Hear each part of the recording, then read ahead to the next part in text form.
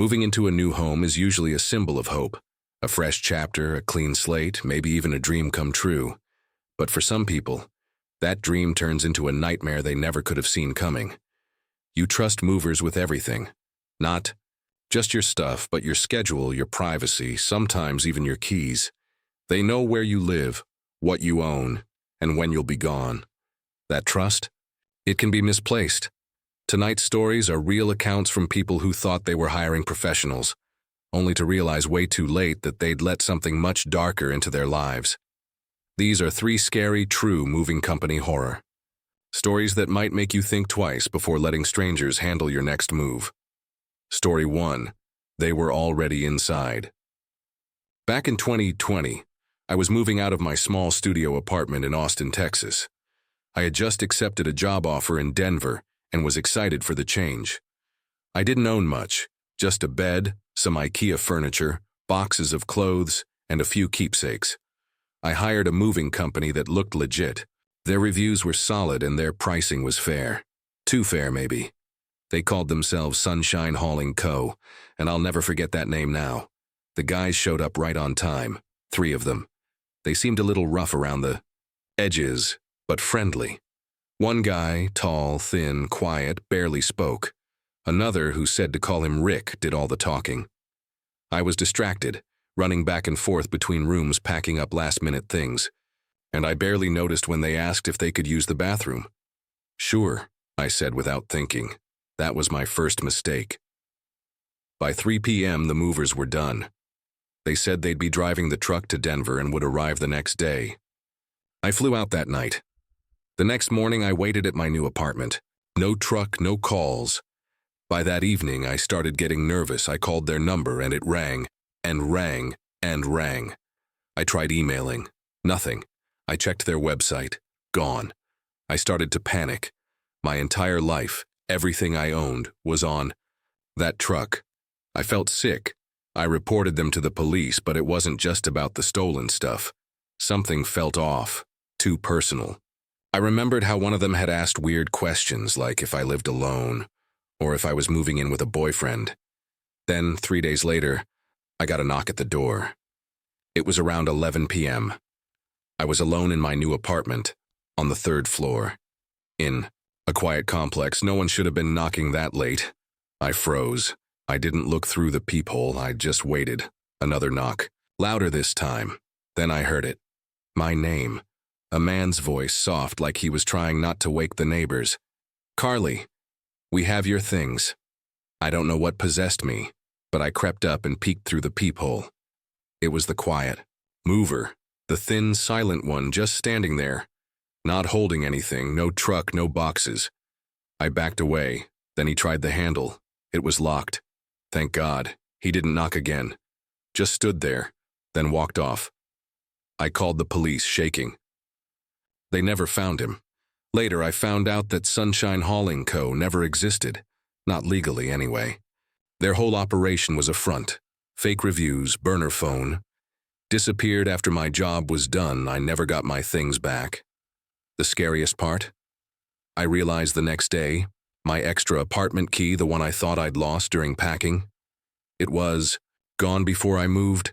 They didn't just steal my things, they made a copy of my key while they were inside my home.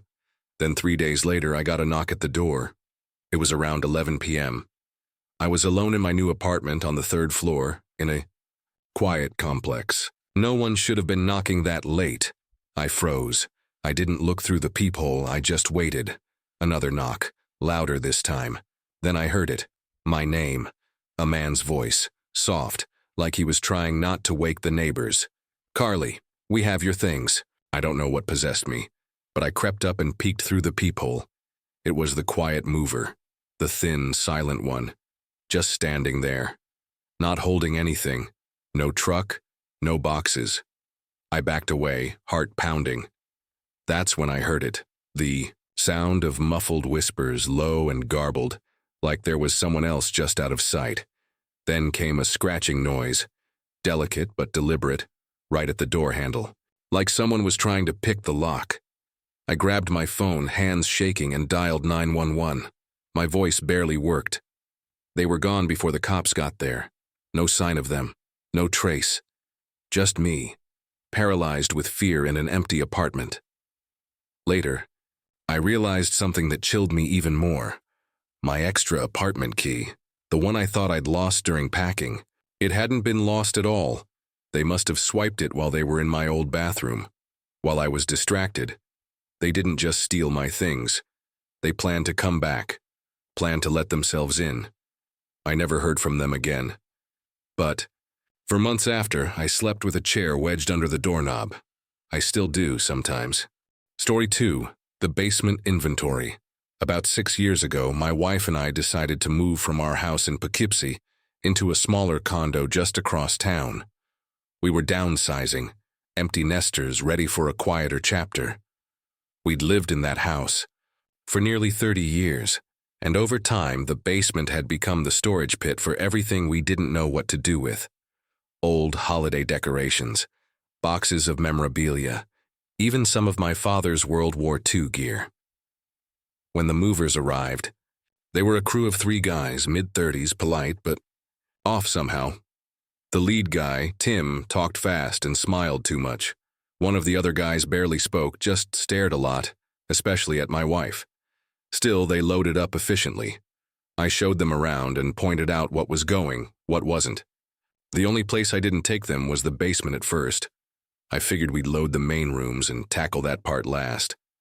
But halfway through the day, Tim asked about it. We noticed the basement door. Anything down there we should get. Started on. I nodded and brought them down.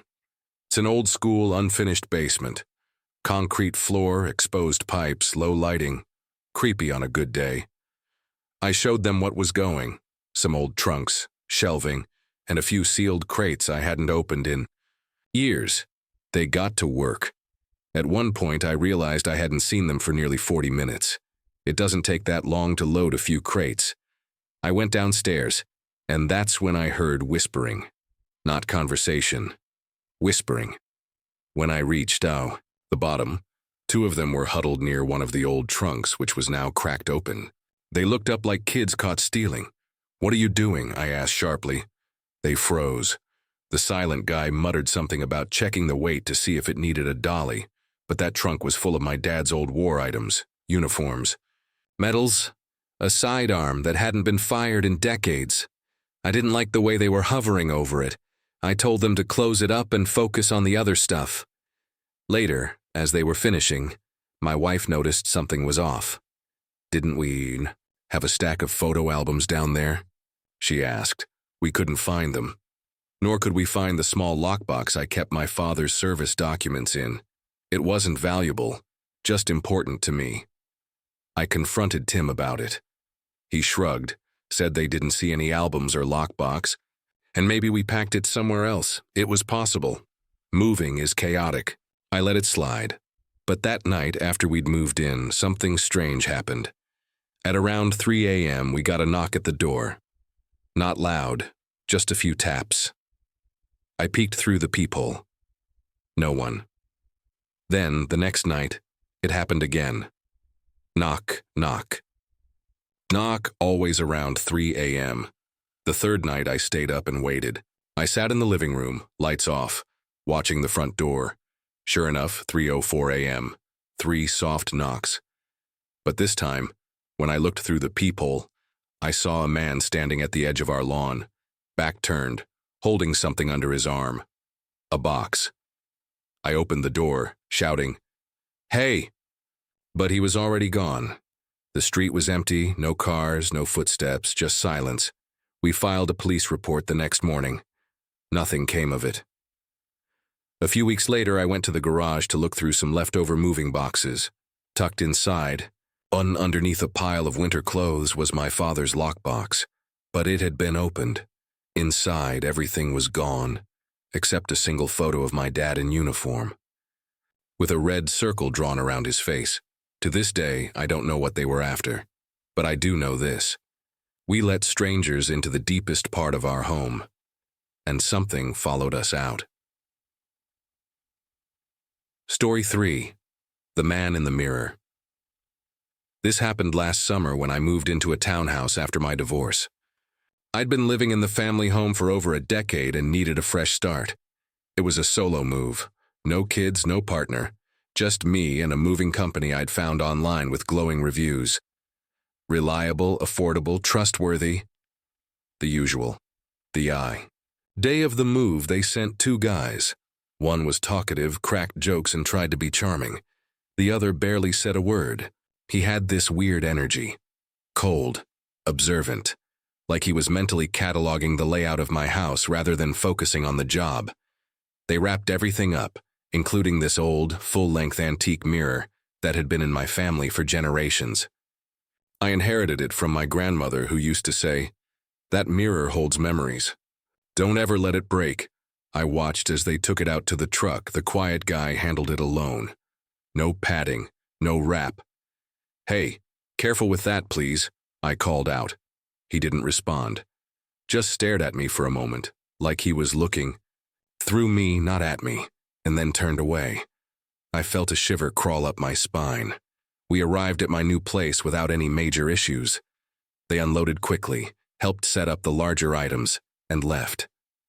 That night, I was unpacking when I noticed the mirror had been placed in the hallway near my bedroom door. I hadn't put it there, and I didn't remember telling them to. I moved it into the bedroom instead, where I could keep it safe. I leaned it against the wall facing the bed just like it had always been. That's when things got weird. That first night I woke up around 2 a.m. to the sound of shuffling. I live alone, remember?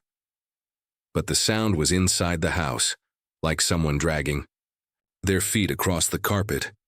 I sat up, heart racing. The mirror faced me from across the room, and in the reflection, I saw a figure standing in the hallway. I spun around, nothing there. When I looked back at the mirror, the hallway was empty in the reflection too. I convinced myself I was dreaming. Stress, nerves, exhaustion. But it kept happening. Every night. Around the same time, I'd hear the shuffling. Sometimes the soft creak of the bedroom door moving. Once I swear I heard breathing. Always, when I looked at the mirror, the reflection didn't match the room. I started leaving the lights on. Slept with a flashlight in hand. One night, after 2 weeks of this, I had enough. I decided to move the mirror into the garage. As I lifted it, a piece of paper fell from the back. It was a printed photo, blurry and black and white, of me sleeping in my bed. It wasn't a screenshot from a phone. It looked like it came from a surveillance camera printed on cheap paper. The timestamp was from 4 nights earlier. I called the police immediately. They investigated, found no sign of break-ins, no hidden cameras, no fingerprints, except on the mirror, a full set of prints that didn't match mine. I tried contacting the moving company, but the number had been disconnected. The website was gone. I looked up the address on the invoice. It didn't exist. I don't know who those men were. I don't know what they did to that mirror, or what was watching me through it. But I smashed it the next day, took a hammer and didn't stop until it was dust. My grandmother's voice echoed in my head the whole time. Don't let it break. Maybe. She was right, maybe I released something, but I couldn't sleep another night with that thing watching me. I still don't sleep well.